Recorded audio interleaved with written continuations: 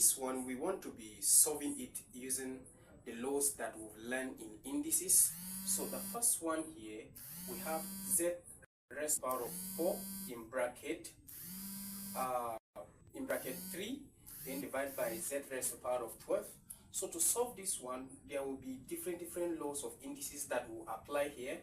The first one is law 3, whereby if you have let's say a to the power of m in bracket raised to the power of n is equals to a to the power of m times n. So we apply that one here. So this will give z to the power of 4 times 3 divided by z to the power of 12. This one we multiply to give us z to the power of 12 divided by z to the power of 12.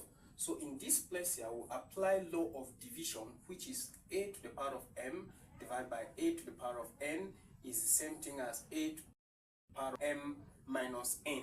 So by implication, this will be z to the power of 12 minus 12. Then by implication, this will be z to the power of 0.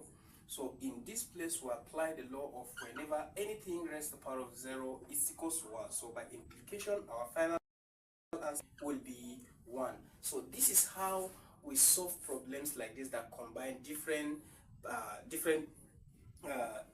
laws of indices in one question. Thank you very much. Make sure you like, watch, and